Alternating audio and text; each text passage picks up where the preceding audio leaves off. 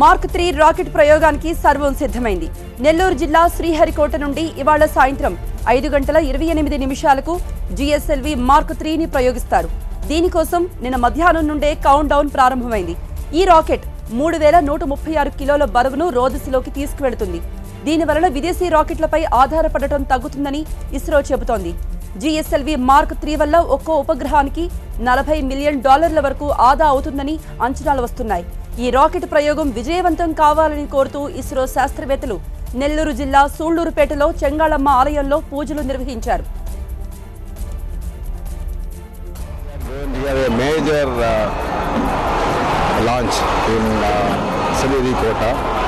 That is GSLV Mark 3 D1.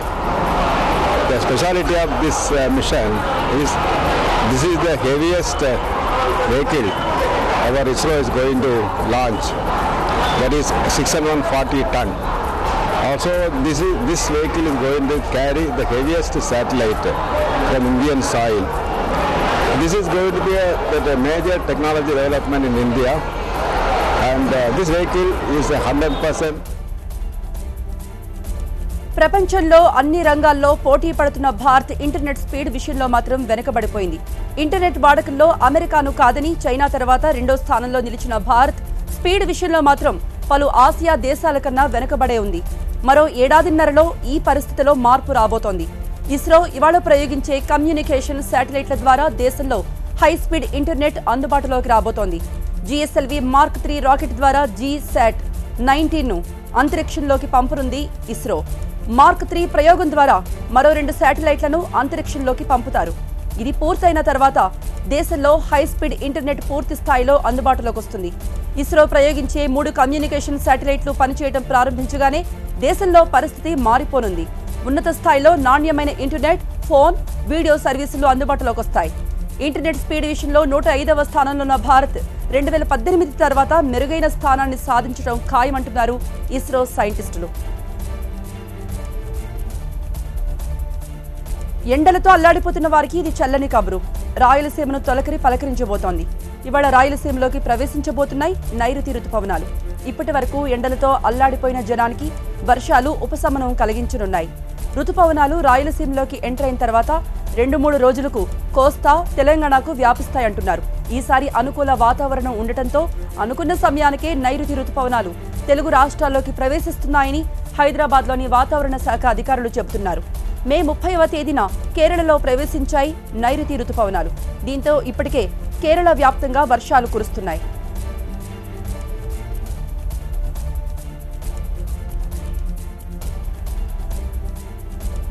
వానల కోసం తెలుగు రాష్ట్రాల్లోని రైతులు కూడా చకోర పక్షుల్లా ఎదురు చూస్తున్నారు. ఈసారి సరైన సమయంలో వర్షాలు కురిస్తే పంటలకు అనుకూలంగా ఉంటుందని భావిస్తున్నారు. కొన్ని చోట్ల వర్షాల కోసం ఇప్పటికే వరుణ యాగాలు కూడా చేస్తున్నారు. అనుకున్న సమయానికే నైరుతి వస్తుండటంతో రైతుల్లో ఆనందం కనిపిస్తోంది.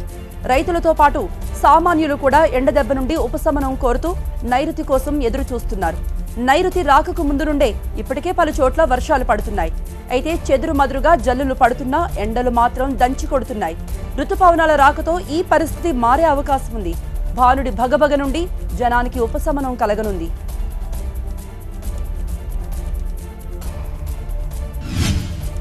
ఏపీకి ప్రత్యేక హోదా వచ్చేంత వరకు వెనకడుగు వేసేది లేదన్నారు కాంగ్రెస్ పార్టీ ఉపాధ్యక్షుడు రాహుల్ గాంధీ.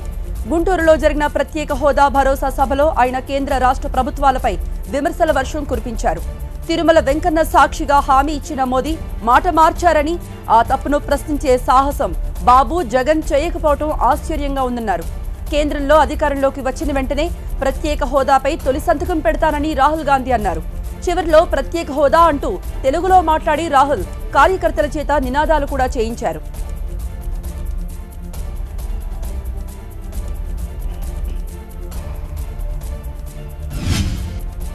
ఏపీ పర్యటనకు వచ్చిన రాహుల్ కు నిరసన సెగ తగిలింది. రాహుల్ బస చేసిన హోటల్ బయట ఎమ్మెల్సీ బుద్దా వెంకన్న నిరసన చేపట్టారు. బ్లాక్ డ్రెస్ వేసుకుని వచ్చి రాహుల్ కు వ్యతిరేకంగా నినాదాలు చేశారు. కొందరు టీడీపీ కార్యకర్తలు హోటల్ వైపు వెళ్లే ప్రయత్నం చేయడంతో వారిని పోలీసులు అడ్డుకున్నారు. విభజన సమయంలో హోదా ఇవ్వకుండా ఇప్పుడు రాష్ట్రానికి వచ్చి బురద చల్లే ప్రయత్నం చేస్తున్నారని విమర్శించారు బుద్దా వెంకన్న. అసలు ప్రత్యేక హోదా అడిగే అర్హత కాంగ్రెస్ పార్టీకి ఎక్కడుంది?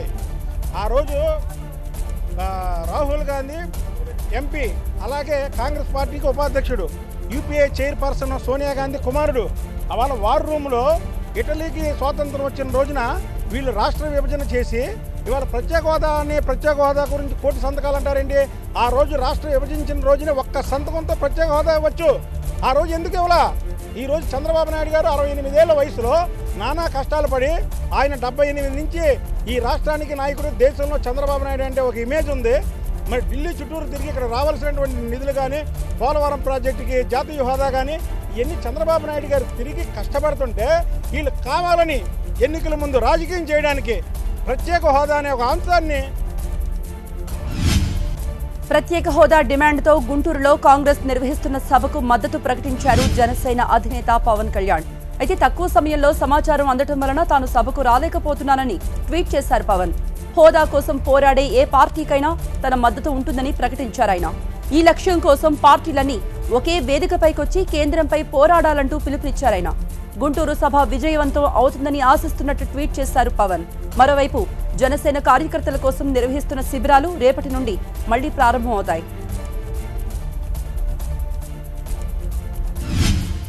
వారసత్వ రాజకీయాలపై కాంగ్రెస్ నేతలు విమర్శలు చేయడం విచిత్రంగా ఉందన్నారు కేంద్ర మంత్రి వెంకయ్య. వారసత్వాన్ని దేశానికి అలవాటు చేసిందే కాంగ్రెస్ అంటూ విరుచుకుపడ్డారు. దేశంలో ప్రతిపక్ష పార్టీల పాత్ర తగ్గుతోందన్నారు వెంకయ్య. కాంగ్రెస్ పార్టీ తన కింద ఏముంది, తను ఏం చేసింది గతంలోనే మర్చిపోద్దు. కాంగ్రెస్ ఉపాధ్యక్షుడు రాహుల్ గాంధీ గారికి తెలంగాణకు వచ్చి ఇక్కడ కుటుంబ పరిపాలన జరుగుతుందని, కుటుంబ పరిపాలన దేశానికి మంచిది కాదని, వెనకడికి ఒక ఆయన ఫుల్గా చికెను, మటను, రొయ్యలు, చేపలు తిని ఆ మిగిలిన వాటిని మెడలో వేసుకొని ఆ బీచ్కి వెళ్ళి కేంద్రానికి వెళ్ళి నెహ్రూ గారి బొమ్మ దగ్గర నిలబడి అందరికీ చెప్తున్నాడు, నాయన శాకాహారం మంచిది, దయచేసి అందరూ శాకాహారులు ఉండండి, మాంసాహారం మంచిది కాదు. ఈ దేశంలో వారసత్వాన్ని పెంచింది, పోషించింది, ప్రవేశపెట్టింది, దానికి ప్రాపకాన్ని ఇచ్చింది, గౌరవాన్ని ఇచ్చింది, అనుభవించింది కాంగ్రెస్ పార్టీ. ఇది చిన్న పిల్లవాడు చెప్తాడు.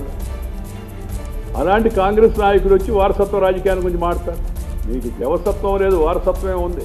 You are the perpetrator of dynastic politics. మంత్రులు అధికారులకు ముచ్చెమటలు పట్టించారు ఏపీ సీఎం చంద్రబాబు. అధికారులకే అత్యంత ప్రాధాన్యత ఇచ్చే చంద్రబాబు గురువారం జరిగిన మంత్రివర్గ సమావేశంలో వారిపై విరుచుకుపడ్డారు. అసలు అధికారుల్ని రీకాల్ చేసే అవకాశం ఉంటే బాగుంటుంది అంటూ వ్యాఖ్యానించారు. సిన్సియర్ అధికారినిగా పేరున్న ఐపీఎస్ అధికారిని రాష్ట్ర హోంశాఖ సెక్రటరీ అనురాధపై ఈ వ్యాఖ్యలు చేశారు సీఎం. ఆమెతో పాటు డీజీపీ సాంబశివరావు పైన ఆగ్రహం వ్యక్తం చేశారాయన. ఏపీలో సీసీ కెమెరాల ఏర్పాటుకు సంబంధించిన ఫైల్ గత కేబినెట్ సమావేశానికే రావాల్సి ఉన్న సాంకేతిక సమస్యలతో అప్పట్లో ఫైల్ నిలిపివేశారు. ఈసారి టేబుల్ ఐటెంగా పెట్టాలంటూ చంద్రబాబు తన పేషీకి సూచించారు. అయితే అమెరికా పర్యటనకు వెళ్లిన హోంశాఖ సెక్రటరీ అనురాధ సీసీ కెమెరా ఫైల్ను లాక్ అండ్ కీ బీరువాలో ఉంచి వెళ్లిపోయారని అధికార వర్గాలు సీఎంఓకి సమాచారం ఇచ్చాయి. ఇదే విషయాన్ని కేబినెట్ భేటీలో ఉన్నతాధికారులు చెప్పడంతో చంద్రబాబు ఆగ్రహం రెట్టింపైంది. అధికారిని లేకపోతే వ్యవస్థ మొత్తం ఆగిపోతుందా అంటూ ఉన్నతాధికారులపై విరుచుకుపడ్డారాయన. అనంతరం పాఠశాలల రేషనలైజేషన్ విషయంలోనూ మంత్రులకు క్లాస్ స్పీకర్ అయిన. రేషనలైజేషన్ పేరుతో 4000 పాఠశాలలను మూసివేయడం ఏంటి అంటూ నిలదీశారు. ప్రజల్లో వస్తున్న వ్యతిరేకతను ఎందుకు గమనించలేకపోతున్నారంటూ మండిపడ్డారు. సీఎం ఆగ్రహంతో పలువురు మంత్రులు, అధికారులు లంచ్ కూడా చేయకుండా కేబినెట్ ముగిసిన వెంటనే వెళ్లిపోయారు.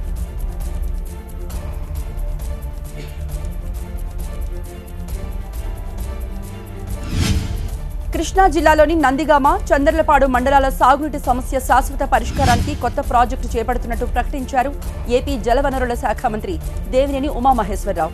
ఇందుకోసం ముత్యాల దగ్గర 1600 కోట్ల రూపాయలతో ఎత్తిపోతల పథకానికి శ్రీకారం చుడుతున్నట్టు చెప్పారాయన. నందిగామలో కాకాని వెంకటరత్నం కాలేజీలో ఏర్పాటు చేసిన 3వ రోజు నవ నిర్మాణ దీక్షలో ఈ వ్యాఖ్యలు చేశారు మంత్రి ఉమా.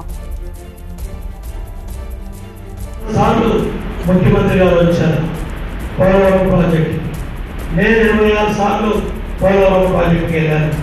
రేపు 8వ తారీఖున పోలవరం ప్రాజెక్టులో డయాఫ్రామ్ ఏదైతే కాపర్ డ్యామ్కి శంకుస్థాపన చేస్తా ఉన్నాం, అట్లాగే ఐకాన్ బ్రిడ్జ్కి శంకుస్థాపన చేస్తా ఉన్నాం. ముఖ్యమంత్రి గారు కూడా 8వ తారీఖు పోలవరం డ్యామ్కి వస్తూ ఉన్నారు.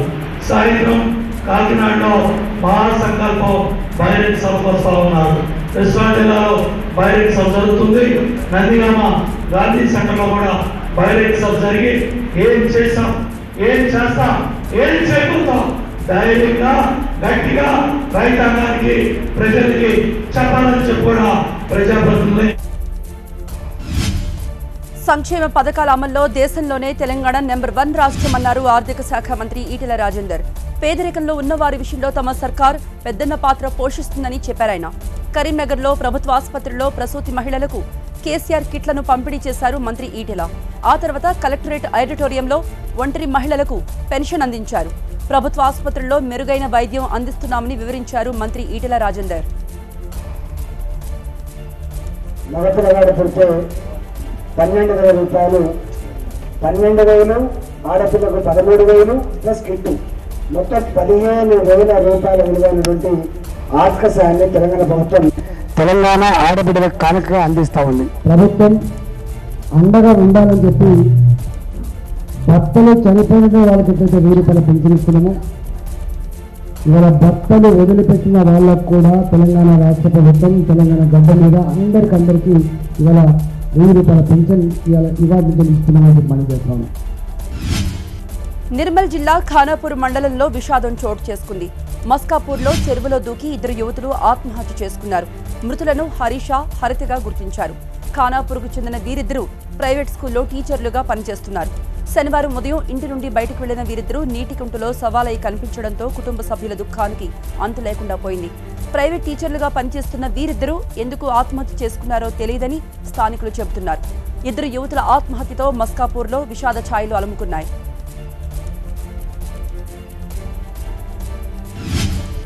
విశాఖలో ఓ అపార్ట్మెంట్ లిఫ్ట్లో ఇరుక్కొని బాలిక చనిపోయింది. మధురవాడలో కోటాస్ రెసిడెన్సీలో లిఫ్ట్లో ఈ ప్రమాదం జరిగింది.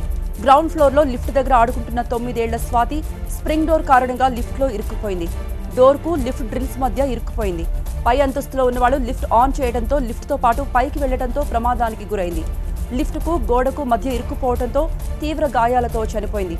అసలు లిఫ్ట్ కండిషన్లో ఉందా, అపార్ట్మెంట్ కమిటీ లిఫ్ట్ను జాగ్రత్తగా మెయింటైన్ చేస్తున్నారా లేదా అనేది తేలాల్సి ఉంది. అయితే చిన్నారి స్వాతి చనిపోవడంతో కుటుంబ సభ్యులు కన్నీరు మున్నీరయ్యారు.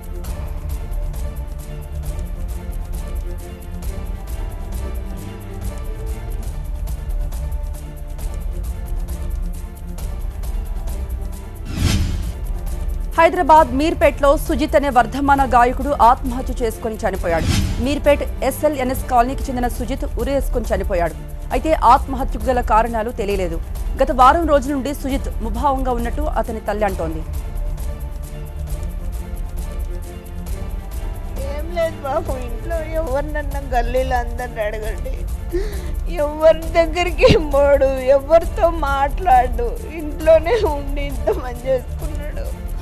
బ్యాట్లు అన్నీ తెచ్చి కొత్తవి పెట్టుకున్నాడు. చిన్న చిన్న పిల్లలతో క్రికెట్లు ఆడుకుంటాడు. రోజు 2 రోజుల నుంచి పోలేదు. ఏమో సరే ఏమన్నా సైకాలజీ డాక్టర్ కన్నా చూపిద్దామని రేపు ఎల్లుండో పోదాం అనుకుంటున్నాం. ఏందో సరిగ్గా మాట్లాడట్లేదు కదా అని. వీడు ఇంత లోపల ఇట్లా చేస్తాడు అనుకోలేదు, ఇంత పని చేసిపోతాడు అనుకోలేదు బాబు. మేము మమ్మల్ని ఉన్నాయని చెప్పాడు, ఏం మాట్లాడాలా. హైదరాబాద్ పాత బస్తీలో రంజాన్ మాసం సందర్భంగా షహరీ కార్యక్రమాలు పెద్ద ఎత్తున జరిగాయి. పాత బస్తీలో మీరాలం మండీలో జరిగిన ఈ పవిత్ర కార్యక్రమంలో చిన్న పెద్ద తేడా లేకుండా అందరూ పాల్గొన్నారు. షహరీ విందులో హైదరాబాద్ ప్రత్యేక వంటకాలను అంతా ఆస్వాదించారు.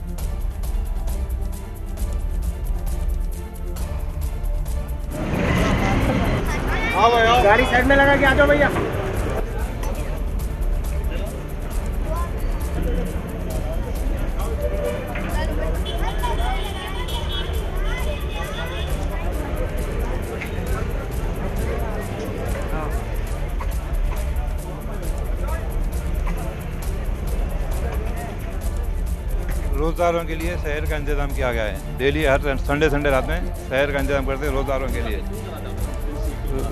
मुस्लिम से रोज़दार रहते बोल के शहरी का इंतजाम कराते। వేసవి సెలవులు ముగింపుకు చేరుతూ ఉండటంతో యాదాద్రి పుణ్యక్షేత్రానికి భక్తులు పోటెత్తుతున్నారు. నిన్న ఒక్కరోజే వేల సంఖ్యలో భక్తులు రావడంతో యాదగిరిగుట్ట కిటకిటలాడింది. బాలాయలంలో ప్రతిష్ఠించిన స్వామివారిని దర్శించుకోవడానికి 3 గంటల సమయం పట్టింది. ఆలయంలో ప్రత్యేక పూజలు, కళ్యాణాలు నిర్వహించారు పలువురు భక్తులు.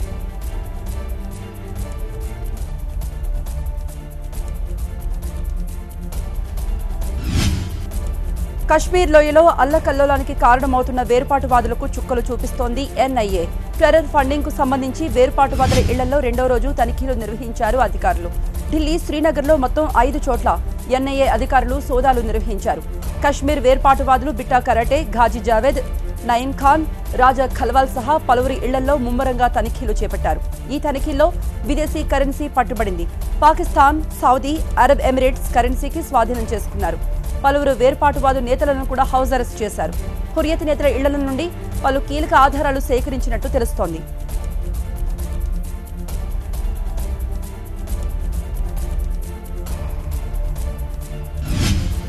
కశ్మీర్ సమస్యను పరిష్కరించడంలో ప్రధాని మోదీ, రక్షణ మంత్రి జైట్లీ విఫలమయ్యారంటూ విమర్శించారు కాంగ్రెస్ ఉపాధ్యక్షుడు రాహుల్ గాంధీ. రాజకీయ ప్రయోజనాల కోసం సున్నిత అంశమైన కశ్మీర్ను వాడుకుంటున్నారని మండిపడ్డారాయన. గుంటూరుకు రావడానికి ముందు చెన్నైలో ఈ వ్యాఖ్యలు చేశారు Rahul.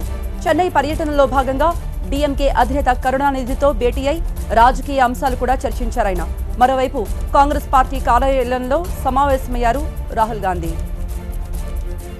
Mr. Arun Jaitley came to see me and I told Mr. Arun Jaitley that they are mishandling Kashmir and they're going to set Kashmir on fire.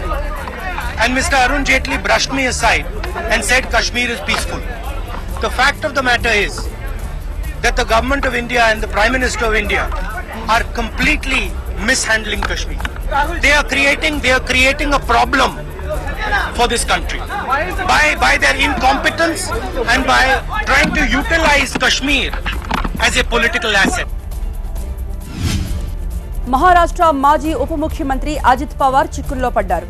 బాల్గంగా ప్రాజెక్టులో భారీ కుంభకోణానికి సంబంధించి ఎన్ఫోర్స్మెంట్ డైరెక్టరేట్ సమన్లు జారీ చేసింది. తమ ముందుకు హాజరు కావాలంటూ నోటీసులు ఇచ్చింది. ఈ కేసులో గత ఏడాదే మహారాష్ట్ర ఏసీబీ ఛార్జిషీట్ కూడా దాఖలు చేసింది.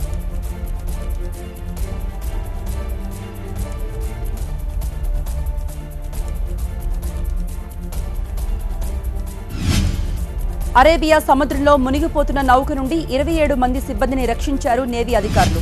కర్ణాటక మంగళూరు సమీపంలో ఉల్లాల్ తీరంలో షిప్ కొండను ఢీకొట్టింది.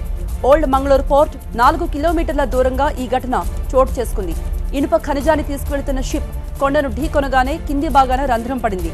దీంతో నౌకలోకి భారీగా నీళ్లు చేరాయి. అందులో 33 మంది ఉన్నట్టు సమాచారం అందుకున్న నేవీ అధికారులు 27 మందిని ప్రాణాలతో రక్షించారు. మిగిలిన వారి కోసం గాలింపు చర్యలు కొనసాగుతున్నాయి. రాత్రి సమయం కావడంతో గాలింపు ఆపేశారు. ఉదయం తిరిగి గాలింపు చర్యలు కొనసాగబోతున్నాయి.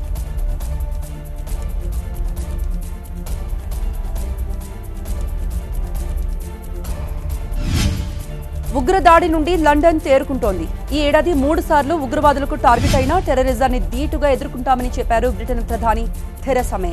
సైనిక, ఇంటెలిజెన్స్ మద్దతుతో పాటు బ్రిటిష్ విలువలు చాటి చెప్పడం ద్వారా ఉగ్రవాదాన్ని ఎదుర్కొంటామన్నారు. ఈ నెల 7వ తేదీన జరిగే ఎన్నికలు యథావిధిగా సాగుతాయని స్పష్టం చేశారు థెరెసా మే. మరోవైపు లండన్ ఉగ్రదాడిలో చనిపోయిన వారి సంఖ్య 7కు చేరింది. నిన్న మరో వ్యక్తి మరణించారు. గాయపడిన 45 మందికి చికిత్స అందిస్తున్నారు. 3 నెలల వ్యవధిలో 3 ఉగ్రదాడులు జరగడం బ్రిటన్ను వణికిస్తోంది. మొదటిసారి ఈ ఏడాది మార్చి 22న వెస్ట్ మినిస్టర్లో దాడికి పాల్పడ్డారు ఉగ్రవాదులు. కారుతో జనాలు తొక్కించి చంపారు. ఈ దాడిలో 6గురు ప్రాణాలు కోల్పోయారు. పలువురికి గాయాలు కూడా అయ్యాయి. అనంతరం మే 22న మాంచెస్టర్ ఎరీనాపై దాడి చేశారు. గ్రాండే కాన్సర్ట్లో జరిగిన ఆత్మాహుతి దాడిలో 22 మంది ప్రాణాలు కోల్పోయారు.